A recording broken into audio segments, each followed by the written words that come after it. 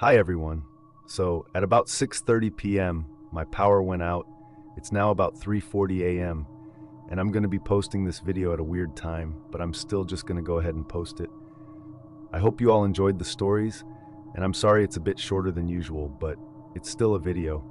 I hope you like the stories, and remember to always stay hungry. This happened a couple of years ago when I was still pretty young, probably around the age of 10. I live closer to a gas station in a pretty urban part of town, and so I relatively often walked up there to grab myself some snacks and whatnot. On this specific day, I had gone up to grab myself a drink for lunch. My brother, who's home with me, decided to stay. The way that I walked was in the back streets of our suburb. There's a dead-end street with a connecting footpath that's not visible from the road. Then I was able to access as a shortcut, and there's almost never any cars or people on the dead-end road. It's a quiet back street. I walked up with no issue, grabbed my drink, and began to walk home. I was almost home walking down the dead-end street to the connecting footpath when I saw a man walking his dog about 100 feet in front of me. It took no notice until I got to the end of the food path and his dog stopped to sniff around. That's when he turned around and saw me and stopped. Still, his dog stopped too. They both watched me walk the 100 feet towards them. Keep in mind, this path is invisible from the road which I lived on, and the dead-end road is barely ever used. So I was completely alone. This man stood and watched me without moving or breaking eye contact for about 5 minutes while I slowly walked down the street. I was totally freaked out, so in an active genius for 10-year-old me, I called my mom on the phone and I began to babble to her about nonsense as the man was now in earshot. I was just telling her where I was noon should be able to know if anything happened, and she then comforted me a little. The man creepily stared at me as I walked up to him, and I had to push past them to get my house. Unfortunately, my house was really close to the footpath, so he followed me home. I went inside and I'd bashed on the door for my brother to let me in. When he did, I went inside and I very discreetly peeked out of the front window. The man was still there with his dog watching the house. He stayed there for what felt like hours, but was probably only around 10 minutes. Since then, he's begun walking around the house a lot more. I've seen him a couple of times. Every time he sees me, he stops and stares at me, and yeah, it creeps me out every time. This took place in February of 2023. Old college student, and I'm a female. On this particular day, I needed to stop and get gas. I really wanted an energy drink, so I went inside not only for that, but because I was paying in cash. Usually, I just bring enough cash with me to pay I'm getting, so I grabbed like $50. Well, as I'm walking inside the gas station, there was a guy behind me who I had held the door open for, just because, you know, that's the normal general respect thing you do for someone, right? Their response to me doings. So by thanking me profusely, no problem, and didn't really think too much about it, continuing about my day and getting my energy drink like I had originally intended. I also grabbed a snack. The guy that I held the door for also happened to be in the snacks area. No big deal. Well, shortly after Webathended dupe in line with the guy behind me. Now, I'm always very aware of my surroundings, and I noticed that when he got in line, he didn't have anything in his hands, which I thought was kind of strange, but hey, maybe he just didn't find anything he liked there. Well, after I get done checking out, I hear him say that he wants to get gas and pay with his card, so then ideas my mind a little, and it made sense. Now to this next part of the story. It's gonna make me seem really naive. The thing is, I always try my absolute best to truly see the good things in people. You know, say the best, if you will. That's just who I am. I don't always recognize the bad in people. I used to always get yelled at for giving people on the side of the road money because they could possibly be scammers, but the way I look at it is I'm not giving these people $100. I'm giving them like 20 at most, and if I bought some strangers some lunch for the day, then whatever, I don't really care, and at the end of the day, I know regardless I'm doing the right thing, and if they're spending it on something else, that's on them. So anyways, this guy starts making small talk with me, and he then looks at me and says, "Do you think they'll let me put in dollars on my gas pump and then come back later and pay it?"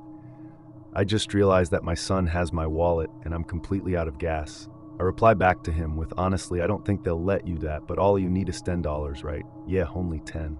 He replied. I told him that I can give him the $10 just to help him out. This is just who I am. Are you sure how I'm as opposed to pay you back? I just told him he didn't have to worry about it, it's fine.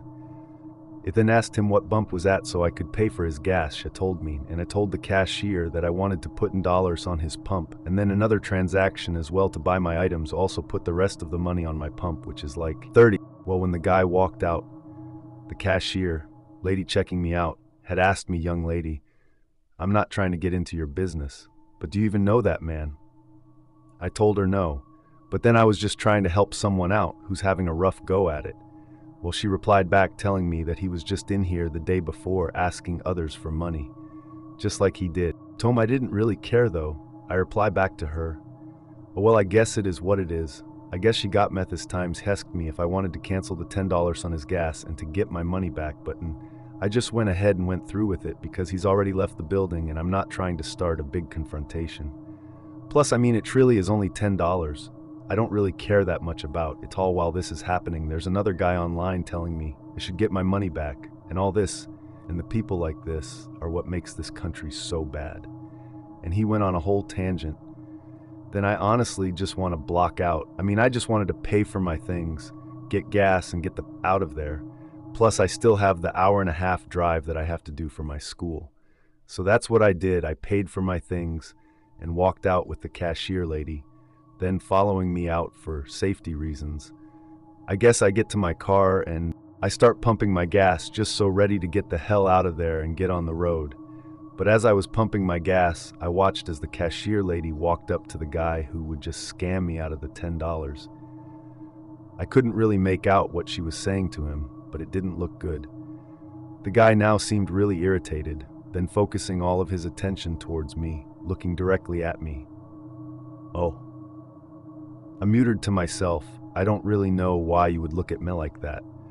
I mean, it's not like I was the one yelling at him, and it's not like I even asked for my money back, plus he already pumped the gas at this point. Well, he continued looking at me yelling out loud, "Hey, thanks again for the gas," which I'm not gonna lie. It thought was kind of weird after just looking at me with so much disgust, but I just replied back with, "Yeah, no problem, man," before then getting in my car and driving off. I'm not even kidding. Immediately when I got to the light, I saw the guy's car. Now behind me, I could tell it was his car because he was in a bright red Toyota, and he had absolutely no tint in his windows. So I was able to see him. I didn't want to panic, and it tried to really not think anything of it. That is until it started driving and he was still behind me. It tried to just assume that maybe he was just going in the same direction I was. But then I got into the highway. This is when things went from bizarre, they're just outright creepy. I started getting seriously nervous and paranoid because he was staying in the same exact lane that I was, and he wasn't. Switching lanes, all my first thought was that he was following me, but I kept trying to think logically, telling myself that I'm just being paranoid, and that he's probably just going in the same way that I was. But either way, I have an hour-and-a-half to drive, so if all he wants to follow me, he's gonna have one hell of a trip on his hands. So I told myself I was gonna wait about 20 minutes before I truly allow myself to actually get worried. Well, that's exactly what happened. I waited about 20 minutes, and he was still behind me. Alright, this isn't just me being paranoid anymore. This guy is definitely up to something. I decided to act like I was going to take an exit to test if he was actually following me, or if it truly was just a big-ass coincidence. I acted like I was taking the newest exit, turning on my turn signal. I got into the exit lane, and then quickly shifted out of the exit and immediately did the exact same thing, fully confirming that he was indeed following me at this point. I was now beating myself up for even being nice to somebody, because I've now potentially put myself in a lot of danger. He was nervous, and I was consumed with more anxiety than I've ever had in my life. I also still had such a far drive. I was hoping that maybe he would just give up because it's literally an hour-and-a-half of a drive. I also got annoyed at the cashier because I literally told her that I didn't want a confrontation, but she proceeded to walk up to home when I was still on the property, which is honestly what I think made him follow me. But I also don't want to place all the blame on her. Let's be real, it probably was just a creep or something, regardless anyways. So he continues to literally follow me for over an hour at this point. I began telling myself in my head that I was going to go to the nearest police station and not leave them anywhere near where I lives. So I was looking at my phone for the nearest police station when it pulls up right next to me and a stelling meta roll down my window. I shook my head no, and he just got behind me again, hit this for a few times. And at that point I was getting kind of nervous because I didn't know if he had a weapon or anything on him, and since we're still on the highway, I know that there's patrol cars that sit on the side of the road watching for speeders all the time, but I hadn't seen one yet. But during my morning drive from earlier is at least two at the point where I hadn't passed yet, so I decided to literally go 30 over the speed limit just to get a cop's attention, with the psycho behind me keeping up with me fairly well. Well, thank my lucky stars, there was literally a cop sitting right there. I know I could be called stupid because I could be fin or be arrested for reckless driving, but I honestly think that's worth more than my life, because I didn't know if this guy had a weapon or anything on him. and he kept pulling him next to him so the cop flips his lights on, and obviously when I pass him the guy just keeps going while I get pulled over, and I explain to the cope everything that's happened and also exactly why I was going fast, and although he did lecture me, he actually didn't give me ticket. They told me there was another patrol car just up ahead, so he'll get a word out and possibly get the car. Pulled over, so I both pulled onto the highway, and he followed me, and the rush of relief when I saw this car being pulled over was amazing. I will forever thank that cop for being sound understanding and also not giving me ticket that day. I guess this lesson shows to always be aware of your surroundings and to always think on your feet, don't panic, and maybe watch how you're nice to me whole entire life. I've always been told that I'm way too nice to people and that I'll never learn my lesson well after this. I think I've learned plenty. I have no idea what that guy had planned. Butone things for sure, it was not good to the guy that followed me for an hour to do God knows what. I really hope you enjoyed my $10. So this isn't my personal story. It's a story my grandpa's to tell at all the family gatherings. So it was the mid-1960s in Atlanta, Georgia. My grandpa was a greaser and a mechanic, and he used to walk the streets of Atlanta late at night just to get away from his home. A little backstory on my grandpa: he was every hard worker and he really loved his beer. He was never abusive or anything in that nature and was all in all a good man. Just wanted to add that bit in the Resume night in 1967. My grandpa just got off work and decided to walk to a gas station to get a bag of cigarettes and a six-pack of Milwaukee's Best. While it gets into the store and he gets his cigarettes and beer. He then decides that he's going to go through Memorial Park and then sit on a bench and drink his beer and smoke, so she starts walking towards Memorial Park. He says three guys walking real close together. Note that it was dark and the park was dimly lit. Had to squint to get a better view of exactly what he was saying, and it was two guys dragging their friend. It looked like the guy being dragged had gotten drunk and passed out. Now what my grandpa meant by drag isn't like they were pulling his body from behind and dragging. Have y'all ever seen the movie Weekend at Bernie's? Well, they were dragging him like that. They had each arm over each of their shoulders. They were both wearing black 1930s looking gangster suits and gray fedoras, and the man that they were dragging was wearing a blue business suit. While my grandpa's watching them, he goes the lightest cigarette, and he realizes that he forgot this lighter and he couldn't light any, so he decides she'll go over and ask the three men Wallace on his way to them. They get up to a bench and they sit their drunken friend on the bench. They then brief a look at my grandpa and then casually walk away into the night.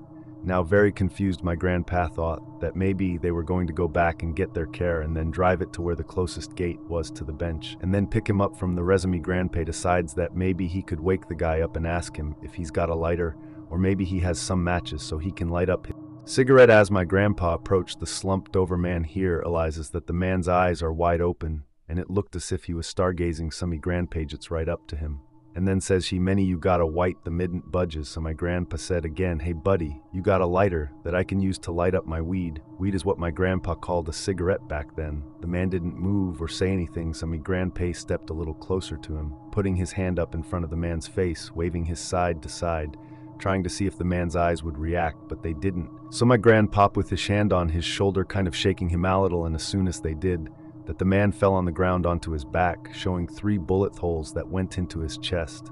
After my grandpa saw the bullet holes, she then high-tooted out of the park and went straight home, then locking his doors just in case he was being followed by the same 2 men from before. My grandpa told Meth that had never heard any other news about it, and he had never seen anything in the newspaper about it. It is said he would have called the police, but back then he was way too afraid that those 2 men would know who would have called the police, and they would have came after him. My grandpa passed away in 2003. He was an honest man, and I really miss him every day. That story is forever stuck with me, and I just thought I would share it. Hey everyone, I hope you all enjoyed these stories. If you ever want to submit your own, you can do so at southerncannibal.com. To have a good night everyone, and remember to always stay hungry. Thank you.